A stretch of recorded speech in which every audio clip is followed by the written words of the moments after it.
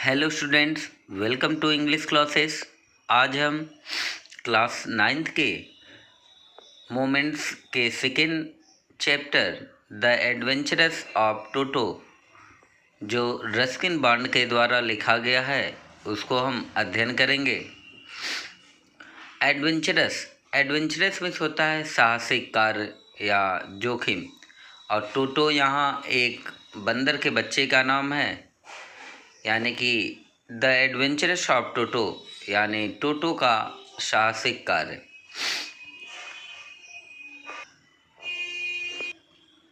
इस कहानी में एक दादाजी होते हैं जो जानवरों के बहुत शौकीन होते हैं, और वह अपने घरों के अंदर एक चिड़ियाघर बना रखे होते हैं, जिसमें अनेक प्रकार के पक्षियों, चिड़ियाओं को और जानवरों को पालते हैं। उसमें एक टोटो भी है, जो एक बंदर का बच्चा है, जिसे वो खरीद कर लाते हैं, लेकिन वह किसी को बताते नहीं हैं। आइए हम इस लेसन के माध्यम से पता करें कि वह बंदर दुष्ट था या विनम्र। आइए हम इस लेसन का अध्ययन करते हैं और इसके बारे में पता करते हैं। Grandfather brought Toto from a tonga driver for the some of 5 rupees. Bought means होता है खरीदा, और तांगा ड्राइवर यानी कि रिक्शा चालक या तांगा चलाने वाला। दादाजी ने टोटो को एक तांगे वाले से 5 रुपये में खरीदा था। The tonga driver used to keep the little red monkey tied to the feeding trough. Feeding trough means होता है नाद, यानी कि यहाँ दिया है the tonga driver use to keep the little red monkey tied means होता है बाधा, टू अ फीडिंग दो, यानी तांगा ड्राइवर ने उस छोटे लाल बंदर को नाद में बांध कर रखता था।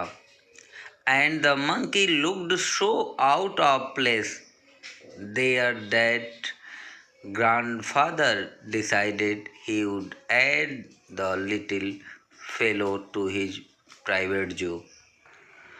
And the monkey looked so out of place there, और वह बंदर वहाँ इतना अजीब लगता था that कि grandfather decided, दादाजी ने निश्चय किया, he would add the little fellow to his private zoo, कि मैं इस छोटे से जीव या प्राणी को अपने निजी चिड़ियाघर में रखूँगा।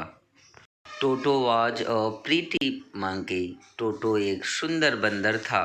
His bright eyes sparkled with mischief beneath deep set eyebrow. Bright means होता है चमकीला। हिज ब्राइट आइज उसकी चमकदार आंखें, स्पार्कल्ड विथ मिस्चीफ बीनीथ शरारत से घनी भौं के नीचे, दिया ना, बीनीथ डीप सेट आईब्रोज, यानी शरारत से घनी भौं के नीचे चमकती थी। एंड हिज टीथ और उसका दांत, विच जो वर पर्ली वाइट मोती जैसे सफ़ेद थे, और उसके दांत मोती जैसे सफ़ेद थे। Were very often displayed in a smile, प्रायः मुस्कुराते हुए चमका करते थे, यानी कि जब वह बंदर मुस्कुराता था तो उसके दांत प्रायः चमका करते थे। That frightened the life out of elderly Anglo-Indian ladies, जो वयोवृद्ध आंग्ल भारतीय स्त्रियों को डरा देते थे, यानी कि जब भी वह बंदर हंसता था तो उसके हंसी को देखकर जो वृद्ध आंग्ल भारतीय स्त्रियाँ होती थी वह डर जाती थी। But his hands looked dried up दो, लेकिन उसके हाथ सूखे लगते थे। उसके हाथ सूखे लगते थे। दो यद्यपि they had been pickled in the sun for many years, जैसे कि उन्हें कई वर्षों तक धूप में सुखाया गया हो। दे दिया ना। But his hands look dried up at the throat they had been pickled in the some of many years, जैसे लेकिन उसके हाथ सूखे लगते थे, मानो जैसे उन्हें कई वर्षों तक सुखाए गए हों। Yet his fingers were quick and wicked, और उसकी उंगलियां तेज और दुष्ट थी। क्विक मीन्स होता है तेज और विक्ड मीन्स होता है दुष्ट। तो भी उसकी उंगलियां तेज और दुष्ट थी। एंड हिज टेल, और उसकी पूछ while adding to his good looks, और उसके पूछ उसकी सुंदरता में वृद्धि करती थी। ग्रैंडफादर बिलीव्ड, दादाजी का विश्वास था, और tail would add to anyone's good look, कि पूछ किसी भी व्यक्ति की वृद्धि कर देगी, यानी सुंदरता में, यानी एक पूछ किसी की सुंदरता में वृद्धि कर देगी या बढ़ा देगी। Also served as a third hand, उसके तीसरे हाथ का भी काम करती है, यानी पूंछ किसी भी जानवर के तीसरे हाथ के रूप में कार्य करती है या सेवा करती है। He could use it to hang from a branch, यह इसे शाखा से लटकने के लिए प्रयोग कर सकता है, यानी कि कोई भी जानवर अपने पूंछ का प्रयोग किसी भी शाखा से लटकने के लिए उसका प्रयोग कर सकता है। And it was capable scooping up any delicacy, यह किसी भी अपने पसंदीदा भोजन को पकड़ने में समर्थ हो। That might be out of reach of his hand, जो उसको उसके हाथों से पहुँच के बाहर हो, यानी जो भी वस्तु पसंदीदा खाने वाली वस्तु उसके हाथों से पकड़ के बाहर हो, तो वह अपने पूंछ की सहायता से उसे पकड़ने में समर्थ हो सकता है।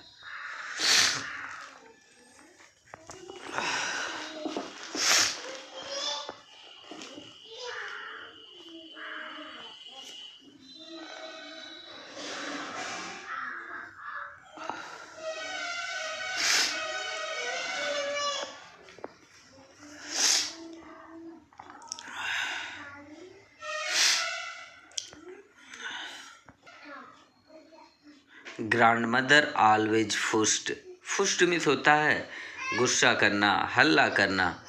ग्रैंडमदर ऑलवेज फुस्ड, दादी माँ हमेशा हल्ला करती थी, शोर करती थी।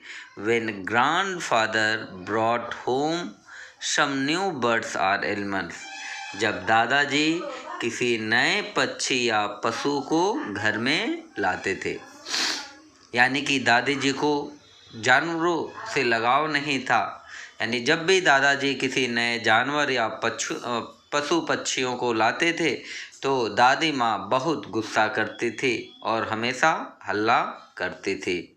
सो इट वॉज डिसाइडेड, तब यह निर्णय लिया गया या तब वह तय किए,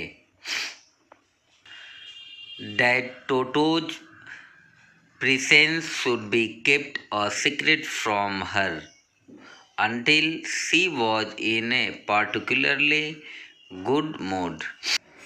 That Toto's presence should be kept a secret, कि टोटो की उपस्थिति उनसे तब तक रहस्य बनाकर रखी जाए अनटिल जब तक she was in a particularly good mood, जब तक कि वे अच्छे मिजाज में न हो।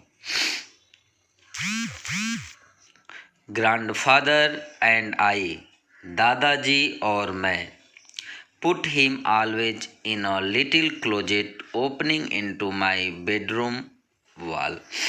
दादाजी और मैंने उसे कुछ दूरी की एक छोटी अलमारी जो मेरे शयन कक्ष के दीवार से खुलती थी रखा गया।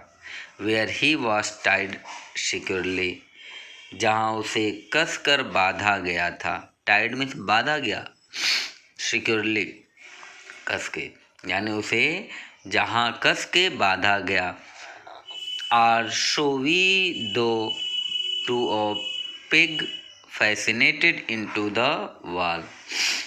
दिया ना, आर शो वी दो, और हमने ऐसा सोचा to a pig fascinated into the wall, कि एक खूंटी से जो कि दीवार में ठोकी गई थी। हमने उस छोटे बंदर को वहाँ बांधा जहाँ एक खूंटी से जो कि दीवार में ठोकी गई थी। A few hours later, कुछ घंटों बाद, when grandfather and I came back to release Toto, release में होता है मुक्त करना या खोलना। when, जब grandfather and I यानी दादाजी और मैं came back वापस आए to release Toto, टोटो को खोलने के लिए, यानी कि जब दादाजी और मैं टोटो को खोलने के लिए वापस आए, we found that the wall which had been covered with some ornamental paper chosen by grandfather now stood out as naked brick as plaster. We found, हमने पाया, that the walls, कि जो दीवारें which had been covered with some ornamental paper, की दीवारें जिन्हें दादाजी द्वारा चुने हुए सजावटी कागजों से मढ़ा गया था, which had been covered with some ornamental paper chosen by grandfather, यानी कि जो सजावटी कागजों से मढ़ा गया था, now stood out as naked brick and plaster, अब वह नग्न ईंटों और प्लास्टर के रूप में खड़ी थी या दिखाई दे रही थी। The pig in the wall had been wrenched from its socket, और दीवार में लगी हुई खूंटी को अपने खांचे से उखाड़कर फेंक दिया था। And my school blazer which had been hanging there, और मेरे स्कूल का ब्लेजर जो वहाँ टंगा था, was in shreds, अब उसकी धज्जियाँ उड़ गई थी। I wondered, मुझे आश्चर्य हुआ, that grandmother would say, यानी दादी जी क्या कहेंगी, but grandfather didn't worry, लेकिन दादाजी को कोई चिंता नहीं हुई। He seemed pleased with Toto's performance, वह टोटो के प्रदर्शन से संतुष्ट प्रतीत हुए दिखते थे। यानी जो भी टोटो कार्य करता था उससे दादाजी को कोई भी आश्चर्य नहीं होता था, उन्हें हमेशा संतोष मिलता था और उसके कार्य से हमेशा संतुष्ट रहते थे। He is clever said grandfather, दादाजी ने कहा वह चतुर है। गिवन टाइम, उसे समय दिया जाता है, उसे समय दिया जाता है। आई एम श्योर, मैं निश्चित हूँ। ही could have tied the torn pieces of your blazer into a rope, कि मुझे पक्का यकीन है या मुझे पक्का विश्वास है या मैं निश्चित हूँ कि इसने तुम्हारे ब्लेजर के फटे टुकड़ों को रस्सी में बदल दिया होता and made his escape from the window, और इसे खिड़की से निकलकर भाग गया होता, और यह खिड़की से निकलकर भाग गया होता। His presence in the house, his presence in the house still a secret, यानी उस टोटो की घर में उपस्थिति अभी तक रहस्य थी। टोटो was now transferred to a big cage in the servants quarter, यानी टोटो का स्थानांतरण नौकरों के रूमों में कर दिया गया where a number of grandfathers pet lived in sociably together, जहाँ a turtle,